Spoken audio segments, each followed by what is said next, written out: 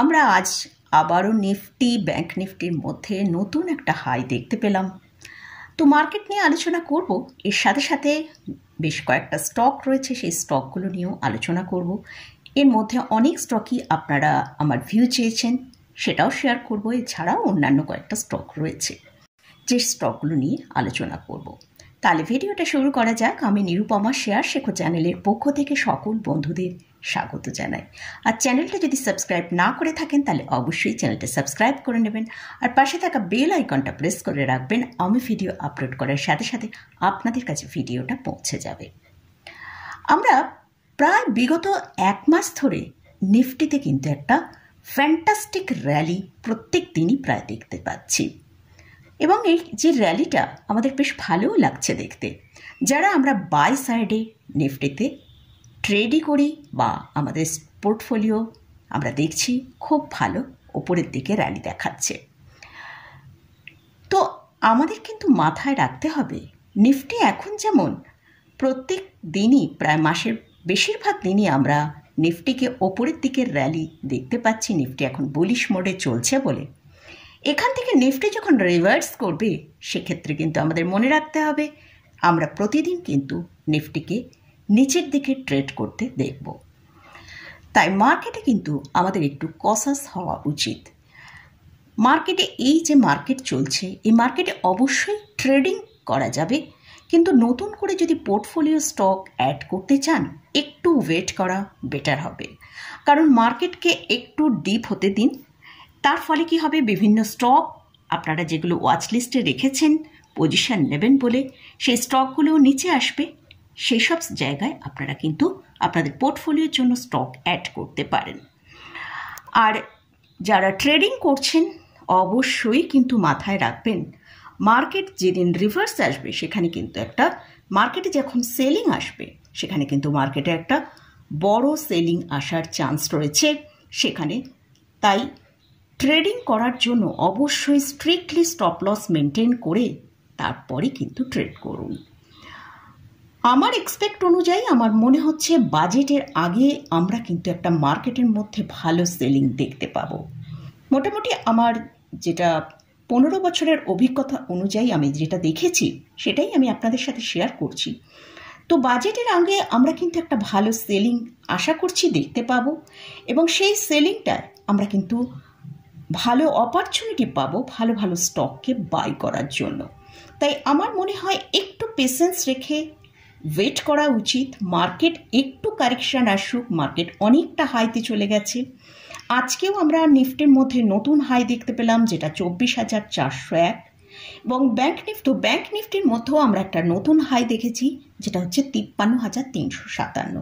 যদিও ব্যাংক নিফটির যে হাইটা দেখিয়েছে সেটা সাস্টেন করেনি, যেহেতু এইচডিএফসি ব্যাংকে আমরা একটা ভালো সেলিং দেখেছি গতকাল। আমি এইচডিএফসি ব্যাংক নিয়ে পরে আলোচনা করছি। এইচডিএফসি ব্যাংকে কালকে একটা ব্রেকআউট এসেছিল এবং তার ফলে কিন্তু এইচডিএফসি ব্যাংক বেশ অনেকটা উপরে গিয়েছিল। তো সেখান থেকে ওপরের লেভেল থেকে এইচডিএফসি ব্যাংকে একটা সেলিং এসেছে, আজকে আমরা সেটা দেখতে পেয়েছি। তার জন্য কিন্তু ব্যাংক নিফটি নিউ হাই দেখালেও সেখানে সাস্টেন করতে পারলো না, ব্যাংক নিফটি বেশ অনেকটা নিচে চলে এলো। তো আমরা নিফটির যদি একবার চার্টটা ওপেন করি, সেখানে আমরা দেখছি নিফটি এক মাসে যে র্যালিটা দেখিয়েছে সেটা 11%, আর লাস্ট এক বছরে যদি নিফটির চার্টে দেখি সেটা আমরা দেখতে পাচ্ছি 25.51%। তো একটা কিন্তু খুব ট্রিমান্ডাস র্যালি আমরা লাস্ট এক বছরে এবং লাস্ট এক মাসের মধ্যে নিফটিতে দেখতে পেয়েছি। এবং ব্যাংক নিফটি যদি দেখি, ব্যাংক নিফটিতে আমরা লাস্ট এক বছরে 17%-এর মতন র্যালি দেখেছি। তো মোটামুটি এটা গেল মার্কেট নিয়ে আলোচনা করলাম। তো যেহেতু আমার মনে হলো হয়তো মার্কেট এতটা বেশি বুলিশে মোডে চলে যাচ্ছে, কারণ এখান থেকে যখন মার্কেট নিচে আসবে সেখানে কিন্তু কারেকশানটাও অনেক ভালো আসবে বলেই আমার মনে হয়। সেটাই একটু আপনাদের সাথে শেয়ার করলাম। এবারে আমি আসছি বিভিন্ন স্টক নিয়ে, আপনারা আমার ভিউ জানতে চেয়েছেন, এবং এছাড়াও আরও অন্যান্য কয়েকটা স্টক নিয়েও আমি আলোচনা করেছি। তাহলে চলুন ভিডিওয়ে দেখি যে কী কী স্টক নিয়ে আজকে আলোচনা করছি। ফার্স্ট যে স্টকটা নিয়ে আলোচনা করছি সেটা হচ্ছে উইপ্রো। এখন আজকে 52 উইক হাইয়ের টাচ করেছিল, কিন্তু সেখানে সাস্টেন করতে পারেনি। সেখান থেকে নিচের দিকে আমরা উইপ্রোকে আসতে দেখেছি। তো উইপ্রো প্রায় 530 টাকার কাছাকাছি পর্যন্ত নিচে এসেছে। আমরা যদি উইপ্রোর একবার চার্টটা দেখি, সেখানে আমরা সর্বোচ্চ উইপ্রোর যে হাই দেখছি সেটা 743 টাকা। বিগত আমরা যদি দুই আড়াই বছর ধরে দেখছি, আইটি স্টকের মধ্যে কিন্তু একটা ভালো সেলিং এসছে, এবং সেখানে আমরা দেখেছি অনেকটা লো করেছিল, সেখান থেকে কিছুটা রিভার্স হয়ে এখন ওপরের দিকে ট্রেড করছে। তো সেক্ষেত্রে আমরা যদি ফার্স্ট কোয়ার্টারের যে রেজাল্ট, সেটা কিন্তু আইটি স্টকগুলোর আগে চলে আসবে, তো সেদিকে আমাদের ফোকাস রাখতে হবে। জুলাইয়ের সেকেন্ড উইক থেকেই আসতে শুরু করবে। উইপ্রো স্টককে যদি আমরা নিচের দিকের কারেকশানে 450 টাকার কাছে পাই, তাহলে কিন্তু উইপ্রো লং টার্মের জন্য বাই করে রেখে দেওয়া যেতে পারে। কারণ এই আইটি স্টকে আগামী দিনে কিন্তু একটা বুলিশ মোড তৈরি হতে পারে, কারণ মার্কেট এতটা র্যালি করেছে, সেক্ষেত্রে কিন্তু আমরা আইটি স্টকে সেভাবে কোনো র্যালি দেখতে পাইনি। উইপ্রো হচ্ছে একটা লার্জ ক্যাপ স্টক এবং লার্জ ক্যাপ কোম্পানি, আর এদের ফান্ডামেন্টাল গুড ফান্ডামেন্টাল, আর এদের আইটি সার্ভিস সেগমেন্ট থেকে এরা 97% রেভিনিউ জেনারেট করে। নেক্সট যে স্টকটা নিয়ে আলোচনা করছি সেটা হচ্ছে একটা ব্যাংকিং স্টক, সেটা হচ্ছে আইসিআইসি ব্যাংক। আইসিআইসি ব্যাংকের কারেন্ট প্রাইস চলছে 1224 টাকা। এখানে কিন্তু আইসিআইসি ব্যাংক বেশ সাস্টেন করছে। প্রায় মর্নিং থেকেই আমরা দেখতে পাচ্ছি আইসিআইসি ব্যাংক এই 1224 টাকার কাছে ট্রেড করছে। তো যদি আপনি ট্রেডিং করতে চান, তাহলে অবশ্যই ট্রেড করা যেতে পারে।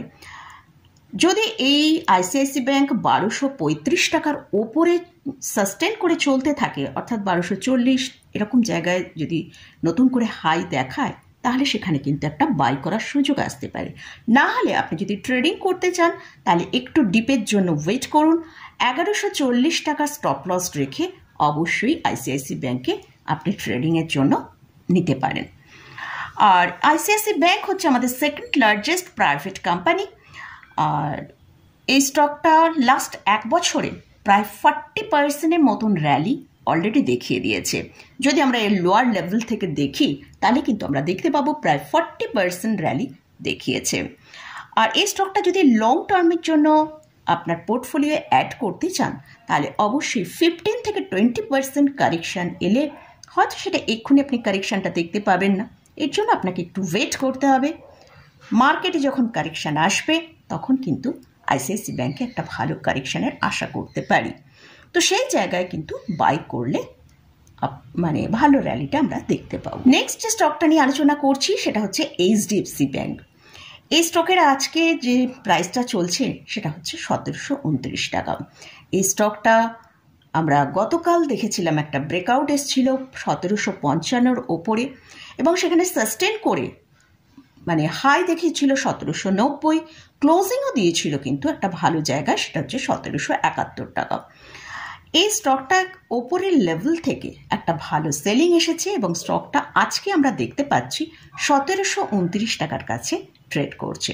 প্রায় 2% নিচে আজকে আমরা একে নিচে আসতে দেখলাম। তো এই স্টকটা যদি আপনার হোল্ডিংয়ে থাকে, তাহলে অবশ্যই 1680 টাকা স্টপ লস রেখে আপনি হোল্ড করতে পারেন। আর ওপরের দিকে টার্গেট হিসেবে 1780 থেকে 1800 টাকা পর্যন্ত ইমিডিয়েট। নেক্সট যে স্টকটা নিয়ে আলোচনা করছি সেটা হচ্ছে ইনফোসিস। এটা একটা আইটি স্টক, এটাও একটা লার্জ ক্যাপ ক্যাটাগরির স্টক। আর এই স্টকের এখন কারেন্ট প্রাইস চলছে 1650। মোটামুটি এই স্টকগুলো নিয়ে যদি মানে আপনারা আমার টেলিগ্রাম চ্যানেলের সাথে যুক্ত হয়ে থাকেন, মোটামুটি এই যে স্টকগুলো আমি আজকে আলোচনা করছি, এগুলো ম্যাক্সিমাম স্টকই কিন্তু আমি টেলিগ্রাম চ্যানেলে আপনাদের সাথে আলোচনা করেছি। যদি আপনারা চান একবার দেখতে, তাহলে কিন্তু আমার ডেসক্রিপশানে টেলিগ্রাম চ্যানেলের লিঙ্ক দেওয়া আছে, আপনারা চাইলে জয়েন করতে পারেন, তো ফ্রি অফ কস্ট। আইটি স্টকের মধ্যে আমরা আগেই বললাম ততটা র্যালি দেখিনি, তো এসব ফ্রন্টলাইন আইটি স্টক কিন্তু একটা ভালো র্যালি আগামী দিনে দেখাতে পারে। তাই এইসব স্টকগুলো কিন্তু একটু ডিপ এলে অবশ্যই বাই করার কিন্তু আমাদের অপরচুনিটি আমরা পাবো। তো সেক্ষেত্রে এই স্টকটার মানে Q1 যে রেজাল্টটা সেটা হচ্ছে 18 জুলাই ইনফোসিসের রেজাল্ট আসছে, সেদিকে অবশ্যই আমরা ফোকাস করব। আর এই স্টকের যেটা ইমিডিয়েট যে টার্গেটটা 1710 টাকা টার্গেট কিন্তু ইমিডিয়েট আমরা এই স্টকে দেখতে পেতে পারি। স্টকটা এখন মোটামুটি 1650 টাকার কাছাকাছি চলছে। আর লং টার্মে কিন্তু এই স্টকে 2000 টাকার ওপর কিন্তু টার্গেট হবে বলে আশা করছি। যখন আইটি সেক্টরটা বুলিশ মোডে চলবে তখন কিন্তু এইসব ফ্রন্টলাইন স্টকে কিন্তু একটা খুব ভালো র্যালি আসবে। তাই লোয়ার লেভেলে যদি ডিপে পান ইনফোসিস, উইপ্রো, টিসিএস, কোফোর্জ এইসব স্টক যদি ভালো একটা ডিপ পান তাহলে কিন্তু সেখান থেকে আপনারা চাইলে, আপনাদের যদি ভালো লাগে স্টকগুলো, তাহলে বাই করার সুযোগ কিন্তু সেখানে হতে পারে। নেক্সট যে স্টকটা নিয়ে আলোচনা করছি সেটা হচ্ছে জোম্যাটো। এই স্টকের এখন কারেন্ট প্রাইস চলছে 209 টাকা। এটাও একটা লার্জ ক্যাপ ক্যাটাগরি স্টক। এই স্টকটার যদি লাস্ট 1 বছরের পারফরমেন্স দেখি সেটা কিন্তু 179%। এরা মোটামুটি অনলাইন ফুড সার্ভিস একটা প্ল্যাটফর্ম। আর এই স্টকের যদি আমরা সর্বোচ্চ হাই দেখি সেটা কিন্তু 214 টাকা। তো স্টকটা মোটামুটি তার সর্বোচ্চ হাইয়ের কাছে ট্রেড করছে। আর যদি এই স্টকে ট্রেডিং করতে চান, আমার ভিউয়ার্সরা বলেছেন ট্রেডিং করার জন্য, তাই আমি প্রত্যেক ট্রেডিংয়ের কথা উল্লেখ করছি, কারণ এখন মার্কেটে কিন্তু ট্রেডিং করাটা সবথেকে ভালো। যদি আপনারা লেভেলগুলো মেনটেন করে স্টপ লস স্ট্রিক্টলি ফলো করে ট্রেড করতে পারেন তাহলে কিন্তু খুবই ভালো। ইনভেস্টমেন্ট করার জন্য একটু সেলিং অর্থাৎ একটু ডিপ স্টকগুলো এলে তবেই করলে আমার মনে হয় বেটার হবে। সেখান থেকে আমরা প্রফিটটা ভালো পাবো, অর্থাৎ রিটার্নটা খুব ভালো পাবো। তো যাই হোক, এই স্টকে যদি ট্রেডিং করতে চান তাহলে অবশ্যই ডিপে বাই করতে হবে। আর 180 টাকা স্টপ লস মেনটেন করে রাখতে হবে। লাস্ট যে স্টকটা নিয়ে আলোচনা করছি সেটা হচ্ছে অ্যাপোলো টায়ার। এই স্টকের কারেন্ট প্রাইস চলছে 527 টাকা। এর মার্কেট ক্যাপিটালাইজেশন হচ্ছে 33,000 করোড়। এই স্টকের ফান্ডামেন্টাল কিন্তু খুবই স্ট্রং একটা ফান্ডামেন্টাল। এই কোম্পানি একটা ভালো ডিভিডেন্ড পে করে। এই কোম্পানির যে ডেপটা ছিল সেই ডেপকে অনেকটা রিডিউস করেছে। এদের যদি মার্চ 2024-এর সেল দেখি, ইয়ারলি যে সেলটা সেটা যদি দেখি সেটা 25,379 করোড়। সেখান থেকে যদি আমরা নেট প্রফিটটা দেখি মার্চ 2024-এ সেটা হচ্ছে ইয়ারলি 1722 করোড়। আর এই কোম্পানিতে এফআইএস এবং ডিআইএসদের কিন্তু একটা খুব স্ট্রং পজিশন হোল্ডিং রয়েছে। সেটা কত 40% কিন্তু এফআইএস এবং ডিআইএস এদের দুজনের মিলিয়ে পজিশন রয়েছে। তো এই স্টকটাকে আপনি লং টার্মের জন্য আপনার পোর্টফোলিও অ্যাড করতে পারেন। যদি মানে স্টকটার ভেতরে কোনো কারণে একটা ভালো কারেকশান আসে, তাহলে যদি 400 টাকার কাছাকাছি আসে অবশ্যই তাহলে স্টকটা কিন্তু বাই করা যেতে পারে। সেটা লং টার্মের জন্য হোল্ড করে রেখে দিতে পারেন। এবারে আসছি, যদি শর্ট টার্ম ট্রেডিং করতে চান তাহলে সেই ক্ষেত্রে আপনি যদি স্টকটাকে নিচের দিকে 490 থেকে 500 টাকার কাছে পান তাহলে অবশ্যই ট্রেডিং করা যেতে পারে এই স্টকে। তার জন্য যে স্ট্রিক্টলি স্টপ লসটা ফলো করতে হবে সেটা হচ্ছে 480 টাকা।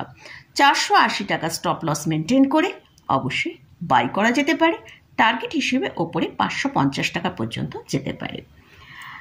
তো মোটামুটি এই এতগুলো স্টক নিয়ে আলোচনা করলাম এবং মার্কেট নিয়ে আলোচনা করলাম।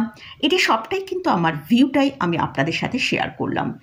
আপনারা যদি এই স্টকগুলো, আমি যে এতগুলো স্টক নিয়ে আলোচনা করলাম, এই স্টকগুলো কোনোটাই কিন্তু আমি বাই রেকমেন্ডেশন কিছু করছি না। এই স্টকের মধ্যে অনেক স্টকে আপনারা আমার ভিউ জানতে চেয়েছেন, সেগুলো জানালাম এবং কিছু কিছু স্টক নিউজে আছে সেটা আপনাদের সাথে শেয়ার করলাম। আর এই স্টকগুলোর আমি কোনোটাই বাই রেকমেন্ডেশন করছি না।